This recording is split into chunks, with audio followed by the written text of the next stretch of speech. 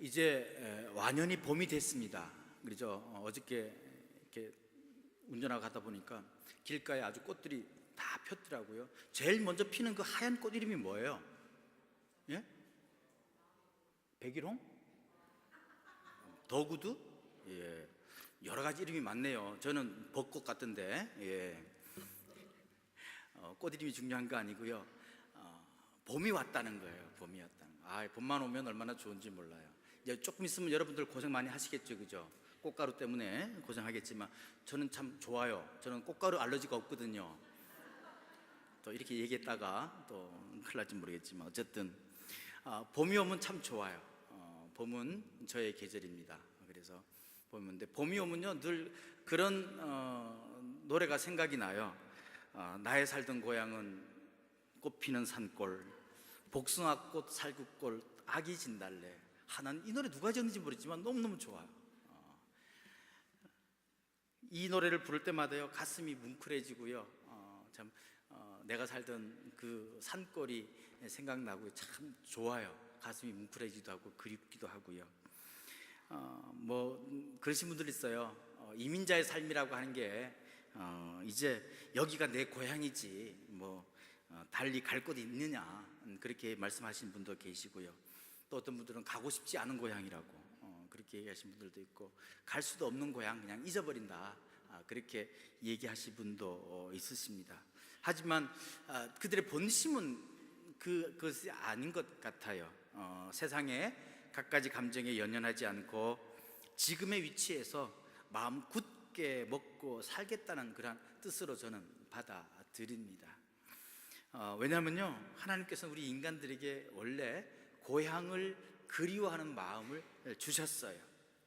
삶에 지치고 상한 인간들이 돌아가야 할 진정한 고향, 바로 하늘나라를 사모하는 마음을 우리에게 주셨거든요.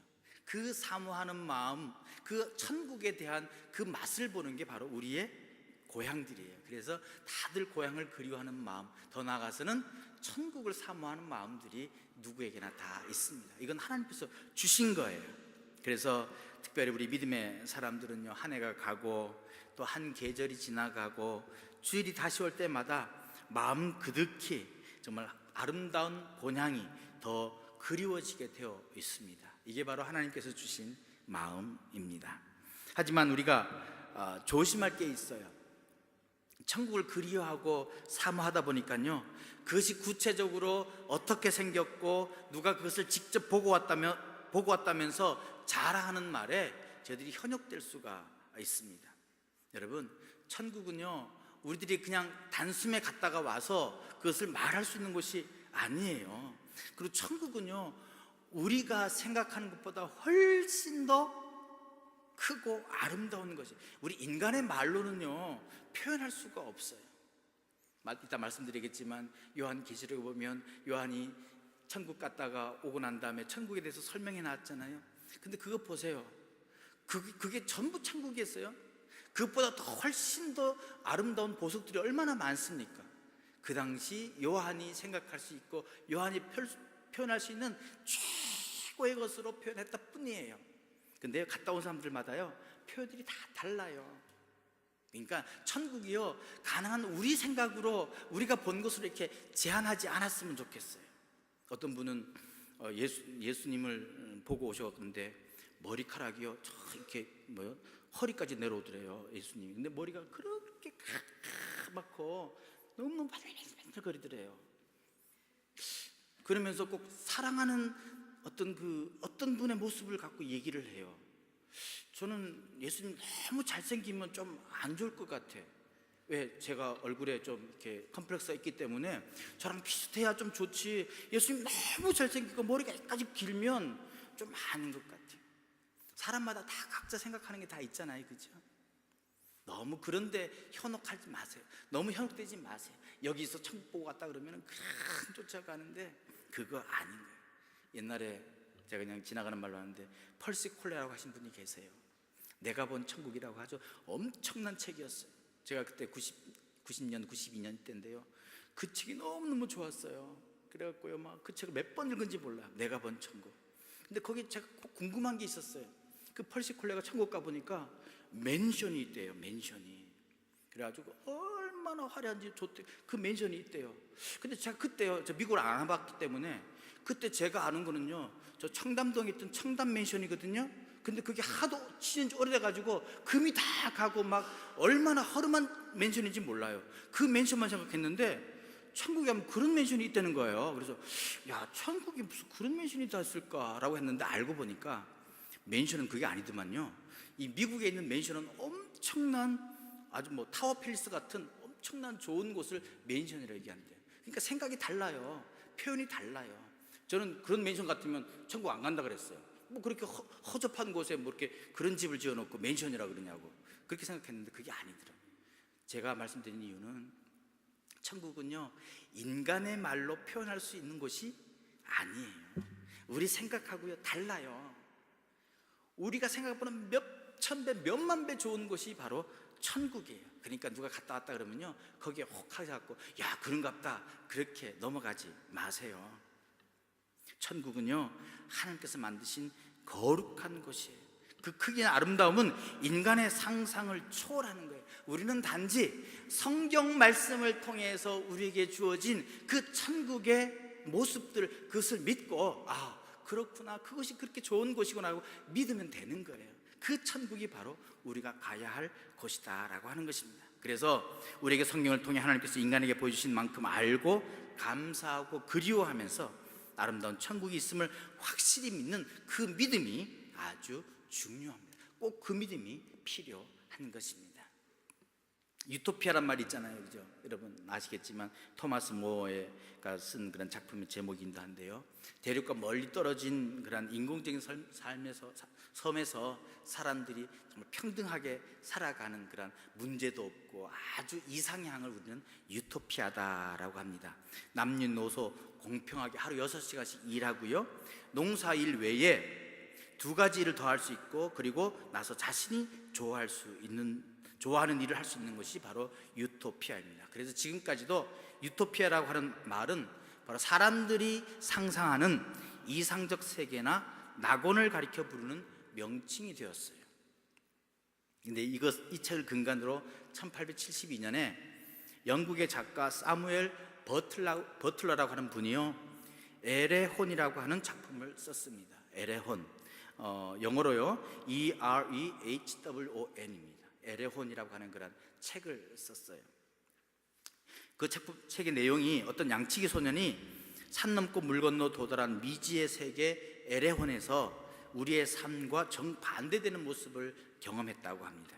우리는 병들면 고쳐주고 죄 지으면 벌을 주지만 그곳에서는 병을 벌하고 죄는 정성들어 치료해주는 것, 그리고 금과 보석들을요 일반 광물 보기보다는 더 하찮게 보고 일반 광물들을 더 귀중하게 여기는 곳이 그 에레혼이라고 합니다. 그래서 이 에레혼이라고 하는 것이 정말 유토피아처럼 이상향적인 아주 낙원을 얘기해 주는 게 이 에레혼이다라고 합니다. 하지만 그 책의 결말에 가면요, 아무리 해도 이상향을 구현할 그런 낙원이 인간 세상에는 이룩될 수 없다라고 하는 그런 메시지를 주는 책이 이 에레혼이라고 하는 책입니다. 근데 이 에레혼이라는 제목을요 거꾸로 해보면 노웨어라고 하는 뜻이에요. 노웨어를 거꾸로 해보면 에레혼이에요. 그러니까 다시 말하면 이 세상 어디에도 없는 곳, 그것이 바로 이상향이다라고 하는 거죠. 물론 유토피아란 말도 헬라어의 유라고 하는 것이 없다라고 하는 뜻이고요, 토포스라고 하는 것이 위치라는 뜻이에요. 그러니까 어디에도 없는 위치, 즉 아무리 찾아도 없는 곳, 그것이 바로 유토피아고요, 이상향입니다. 그 어느 것 하나 제대로 우리가 바라는 모든 사람이 평등하고 먹을 것이 풍부하고 어느 것 하나 부족함이 없는 그 이상향, 그것은 인간 세상에서는 어디에도 찾을 수 없다라고 하는 것은 그러한 메시지를 주는 책들입니다. 여러분은 어떻게 생각하십니까? 우리 마음에 꼭 드는 세상이 어디에 있을까요? 물론 더 좋은 세상을 바라보고 이 미국 땅에 오신 분들을 바로 여러분들이시죠. 어때, 마음에 꼭 드십니까? 살만해요? 아니면 거기나 여기나 다 사람 사상 똑같고, 이럴 바야 시골에 내려가서 다 그만두고 시골 내려가서 농사 짓고 산다면 거기가 무릉도원이고 거기가 유토피아가 아니겠냐, 이렇게 생각하는 분 계십니까? 거기도 마찬가지겠죠. 이렇게요, 우리 모두는 이상향, 아름다운 것을 찾으려고 노력합니다. 그런데 그것이 찾을 수가 없다는 데 슬픔이 있습니다. 아픔이 있습니다. 이렇게 온전한 고향을 찾지 못해서 애쓰는 인간들에게 주님께서 말씀해 주시는 말씀이 바로 오늘의 본문 내용입니다. 본문의 니고데모는요, 밤에 예수님을 찾아온 바리새인입니다. 어떻게 하면 영생을 얻겠습니까? 다시 말하면 뭐예요? 아름다운 이상향에서 살고 싶습니다. 영원히 죽지 않고 이상향, 유토피아에서 살고 싶습니다. 거기가 어디입니까? 라고 묻는 질문과 똑같은 질문입니다. 근데 주님께서 뭐라고 말씀하세요? 한마디 하십니다. 거듭나야 한다라고 말합니다. 거듭나야 한다. 성령으로 거듭나야 그 나라에 간다. 근데 성령으로 거듭나는 게 무엇입니까? 다시 들어가야 됩니까? 어쩌면 주님께서 뭐라고 말씀하세요? 아니다. 하나님이 세상을 이처럼 사랑하사 독생자를 주셨으니 이는 그를 믿는 자마다 멸망치 않고 영생을 얻게 하려 하신다. 거듭난다는 말이 뭐예요? 예수 그리스도를 믿는다는 거예요. 주님께서 하늘보좌를 버리시고 우리를 사랑해서 이 땅에 오셔서 우리를 구원해 주시는 그것을 믿으면 뭐라고요? 영생을 얻는다라고 말씀해 주고 있는 것입니다.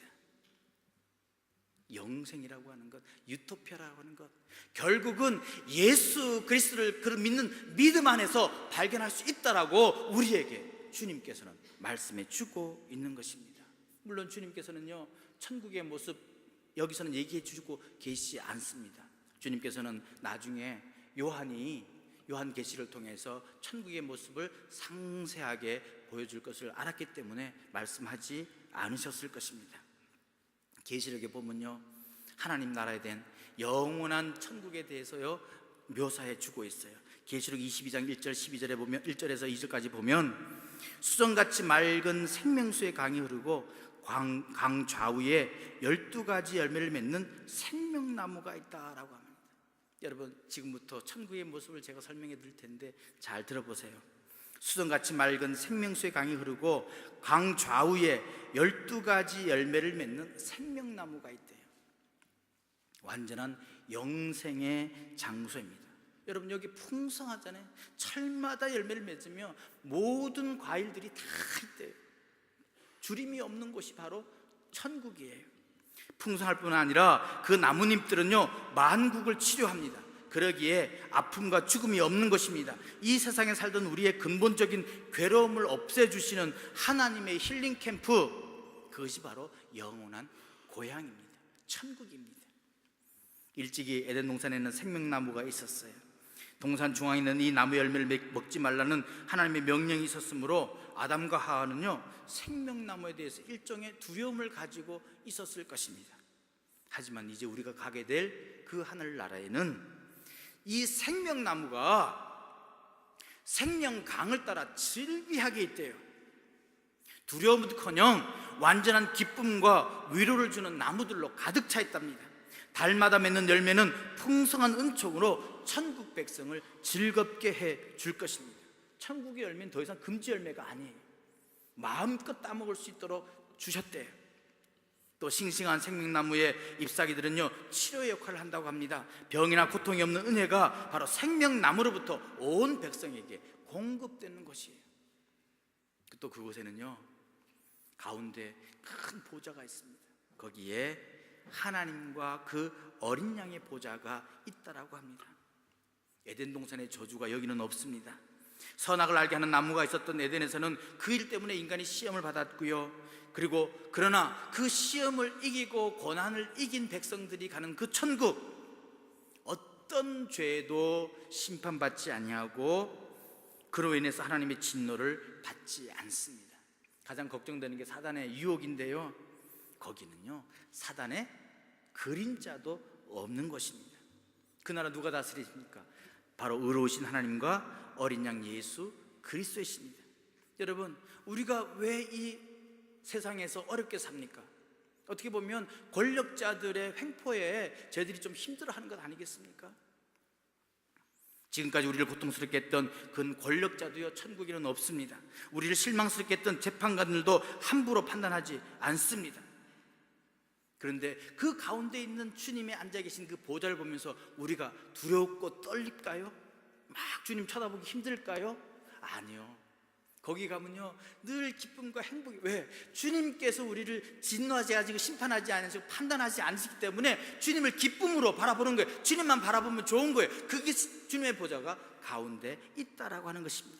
어린 양의 보혈로 우리 죄를 씻음받아서 다시 저주가 없는 곳에 간 것입니다. 그러므로 그 보좌는 심판의 자리가 아니라 은혜의 보좌입니다.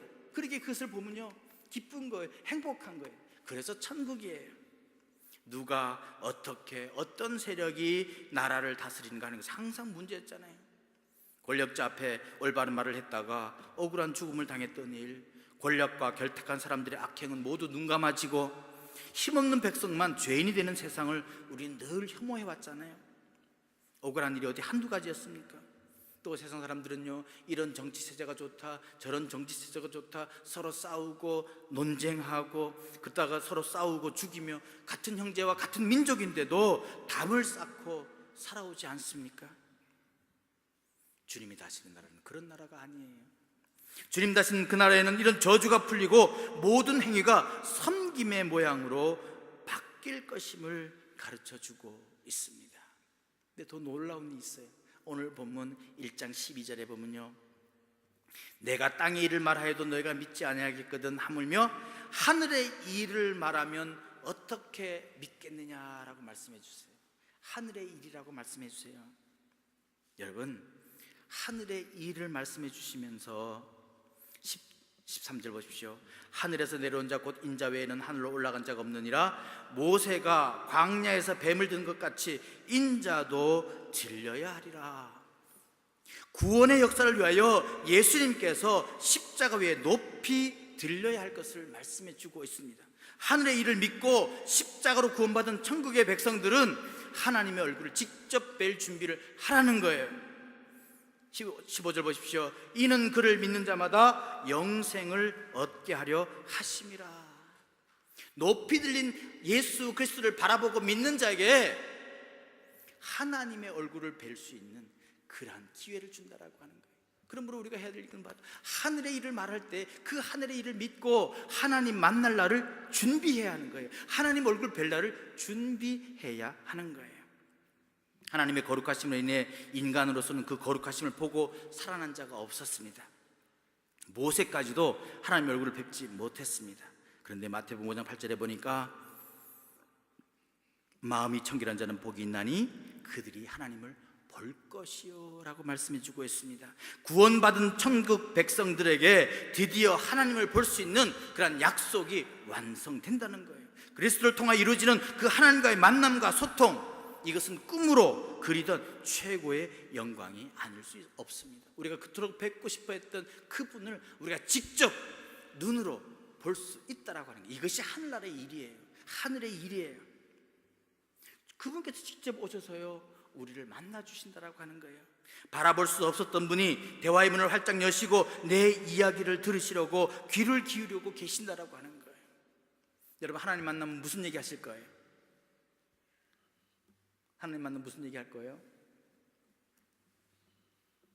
고향에 가려는 사람들은요 뭐 부모님 만나고 친척 만난다고 막 물건들 사잖아요, 그죠? 물건들 사고 막 짐을 꾸립니다. 근데 막상 고향에 부모님 가서 만나면요 다른 얘기 못하고요 정겨운 대화 준비 못하고 세상 이야기, 뭐 다른 이야기, 돈 이야기, 집 이야기 뭐 이런 잔뜩 얘기하다가 또 괜한 소리 해갖고 한 그런 후회만 할 때가 참 많아요. 정말 중요한 이야기들, 아버지, 어머니 사랑합니다, 정말 사랑의 이야기, 효도하는 그런 이야기, 그런 이야기를 못하고 진정한 사랑 이야기 못하고요 엉뚱한 얘기만 하다가요 시간만 다 버리고 결국은 후회할 때가 얼마나 많아요. 뭐 후회만 하면 좋습니다. 근데 명절 때 가보면 결국 얘기하다 뭐 친구들 간에 의리 깨지고요 싸울 때가 얼마나 많습니까? 여러분, 천국 가기 전에, 하나님 뵙기 전에요, 하나님 만나면 하실 이야기 좀 준비해 놓으세요. 하나님 사랑합니다, 하나님 감사합니다, 좀 준비해 놓으세요. 하나님께 무슨 말을 할 것인가. 엉뚱한 얘기 하지 마시고요. 뭐 가수 이야기, 배우 이야기는 하지 마시고요. 그리고 또 하나는요, 하늘나라에 가면요, 우리가 그곳에서 왕노릇한대요. 왕노릇. 아니, 영원하신 왕 예수가 있는데 우리가 무슨 왕노릇을 해? 이렇게 말씀하실 수 있을 것입니다. 아니면 야, 우리가 왕이면 누가 종노릇해? 그렇게 의문이 생길 수도 있습니다. 왜냐하면 우리는요, 항상 세상적인 관점에 따라서 왕과 종을 생각하기 때문입니다. 누구를 부려먹는 것 생각하지 마십시오. 우리가 왕이라고 하는 의미는 예수 그리스도처럼 하나님 앞에서 최고의 영광을 누리게 된다는 의미입니다. 더 높은 영광과 완전한 자유, 진정한 하나님의 나라의 기쁨을 온전하게 누리는 상태 속으로 들어간다는 말이에요. 근데 하나님 말씀에 보면요, 이런 말씀이 있어요. 천국 백성인 우리를 나라로 삼으셨다라고 말합니다. 왕국으로 삼으셨다라고요. 계시록 1장 6절에 보면요, 우리를 나라와 제사장으로 삼으신 그에게 영광과 능력이 세세토록 있기를 원하노라 말씀하세요. 우리와 나라를 동일한 것으로 말씀해 주고 있다라고 하는 거예요. 베드로 전서에도 믿는 자들을 향하여 너희는 택하신 족속이요 왕같은 제사장들이요 거룩한 나라요 그의 소유가 된 백성이니 이는 너희를 어두운 데서 불러내어 그의 기이한 빛에 들어가 계신 이의 아름다운 덕을 선포하게 하려 하십니다 라고 베드로전서 2장 9절에서 말씀해 주고 있는 거예요. 이것이 바로 하늘의 일과 연결되는 것입니다. 우리가 바로 하늘나라 그 자체라는 거예요. 예수 그리스도를 믿고 영생을 얻은 자, 그가 바로 하늘나라라는 거예요. 우리가 뭐예요? 왕같은 제사장이요? 하늘나라라는 거예요. 우리가 나라라는 거예요. 왜요? 이 거룩한 나라는요, 어둠을 벗어나 기이한 빛, 즉 햇빛도 필요 없는 영원하고 밝은 그리스도의 왕국 그 자체로 존재하게 된다라고 하는 그런 의미입니다. 뭐 너무 추상적인 이야기고요, 또 어느 누구도 경험한 사람이 없고 천국을 갔다 오신 분들이 없기 때문에 뭐 별로 구체적으로 설명할 수 없을 것입니다. 저도 소시적이에요. 목사 되겠다고 담임 목사님 김삼 목사님한테 저 목사 되겠습니다 라고 하니까요, 저보고 방언을 해야 된대요. 방언을 해야 목사 된대요. 그래서 유명한 하늘산 기도원 이천석 목사님에게 갔어요. 근데 뭐 3일 동안 금식하면서 제가 뽑은 나무만 한 3그루 정도 돼요. 막 저녁마다 뽑았는데 방언이 안 나와요. 방언 안 나서 못 받고 내려왔어요. 그러면 이천석 목사님이 저한테 이렇게 이마를 탁 치면서 방언이다 얘기했지만 제 스스로는 믿지 않았어요. 그게 방언이 아닌 것 같아요. 이천석 목사님은 방언이라고 그랬는데, 그래서 다시 이제 목사님한테 가서 목사님 제가 방언을 받은 것 같기도 하고 안 받은 것 같기도 하고, 이천석 목사님은 저한테 방언했대요. 그런데 어떡합니까? 확신이 안 쓰네요. 그러면 또 금식하래요. 그래서 어디 갔냐면 이제는요, 최자실 목사님께서 운영하시는 강남 금식기도원을 갔어요. 강남 금식기도원 가서 열심히 또 3일 동안 금식하면서 기도했는데, 여러분 제가 3일째 되는 날요 입신을 했어요. 아무도 안 믿네. 이따 아멘 그러는 거예요. 입신을 했어요. 입신을. 제가 여기서 상세하게 말씀을 못 드리겠지만 저도요 입신의 체험이 있는 사람입니다. 하늘나라가요 정말 좋아요.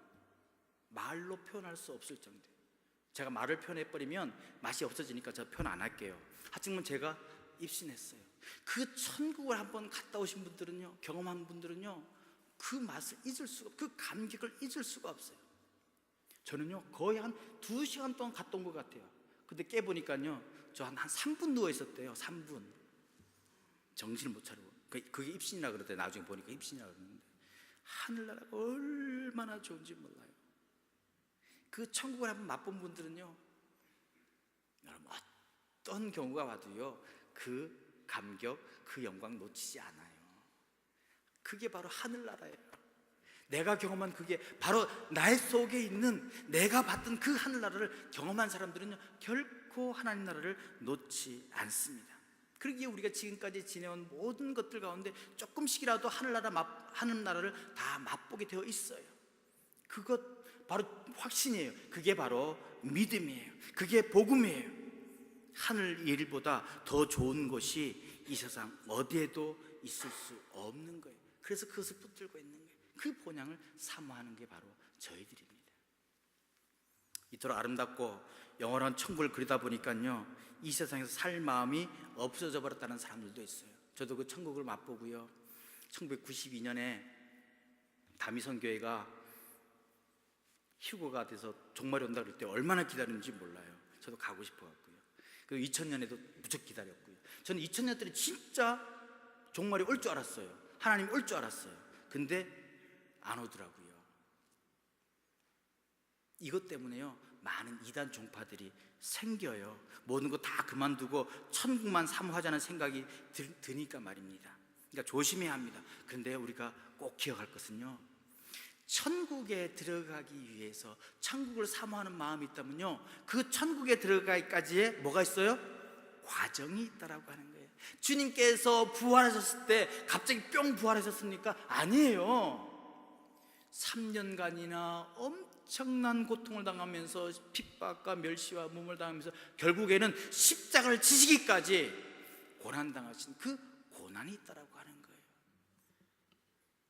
그리스도의 십자가, 광야에서 고통, 또 니고데모의 같은 그런 고민 같은 것들이 바로 영생을 얻기 위한 그런 노력의 조건들이 다 제시되어 있다는 거예요. 천국 가기 위해서는 과정을 지나가야 되는 거예요. 과정을 거쳐야 하는 거예요. 여러분, 분명한 것 말씀드릴 수 있습니다. 천국이 가까웠습니다. 천국이 바로 우리 앞에까지 왔어요. 여러분, 오늘의 삶을 보냄으로써 천국이 그만큼 더 가까워졌으며 세상에서 하나님의 나라로 더 옮겨올 수 있다는 점입니다. 여러분, 천국 가까이 왔어요. 우리가 하루하루 갈 때마다 천국에 가까이 가는 거예요. 이 과정에서요, 가장 신실하고 지혜로운 사람, 바로 하늘나라에 갈 준비를 조용히 진행시키는 사람입니다. 그 과정을 이해하고 그것을 순종하면서 그것을 극복하고 이기며 나가는 자들에게 천국의 놀라운 비밀을 알게 되는 거예요. 그래서 로마서를 쓴 사도 바울은 이렇게 얘기합니다. 어둠의 일을 벗고 빛의 갑옷을 입자라고 말입니다. 구원의 보좌 앞에 설 준비를 하면서 밤이 없는 천국을 대비하면서 어둠의 일을 벗고 빛의 갑옷을 입자라고 하는 것, 말씀을 실천하는 것이 바로 진정한 믿음의 행위입니다. 무엇보다도 하나님 볼 준비를 하셔야 돼요. 하나님 얼굴 볼 준비를 하셔야 되는 거예요. 제가 그저께인가요, 한국에서 증문즉설 법륜 스님이 하는 그런 행인데 얼마나 재밌는지 몰라요. 잠깐 그 클립을 봤는데요, 거기에요, 어떤 질문자 아줌마가 있는데 어떻게 하냐면 아침마다 도량을 한대요. 그게 도량석을 한대요. 그게 이제 기도하는 것 같아요. 근데 기도하기 전에요, 얼굴 깨끗이 씻고 목욕하고 그러고 기도한대요. 우리하고는 정 다른 것 같아요. 우리는 그냥 자다가 얼른 깨어나와서 기도하는데, 일어나자마자 기도하는데 거기는 깨끗이 목욕 제기하고 그러고 기도한대요. 여러분, 하나님 볼 때 우리 그냥 보겠습니까? 준비해야 되지 않겠어요? 그래도 우리가 깨끗이 씻어야 되지 않겠습니까? 마음이 청결한 자의 복을 말씀하신 주님 앞에 깨끗한 모습으로 서서 온갖 세파를 믿음으로 극복하고 생명수 샘물로 씻은 얼굴을 보여야 하지 않겠습니까? 세상 사람들도 귀한 손님 만날 때 얼굴을 씻고 단정하게 하는데 우리도 그래야 되지 않겠습니까? 죄로 인해 취해지고 세속에 물든 내 모습을 아닌가를 염려하고 돌아보면서 주님 배울 준비를 해야 하지 않겠습니까? 이것이 바로 사순절 기간을 보내는 우리의 자세인 거예요. 오늘이 사순절 두 번째 주일, 참회 기간이 깊어지고 그리스도의 십자가 시간이 돌아왔습니다. 주님의 구원으로 얻은 그 영생의 나라가 곧 우리에게 오게 됩니다. 그러므로 하나님 얼굴 뵐 것을 준비해야 하는 거예요. 나이가 어르든 나이가 많든 간에 하나님 뵐 준비를 해야 한다는 말입니다. 말씀을 맺습니다. 봄이 오고 십자가의 기간이 다가와 더욱 그리워지는 본향을 향하여 우리의 마음을 모아야겠습니다. 인간이 그토록 찾아 헤매던 지상낙원은 노웨어, 어느 곳에도 없지만 하나님께서 밤과 어둠이 없는 신비하고 거룩한 곳에 영생의 날을 준비해 놓으셨어요. 예비해 놓으셨어요.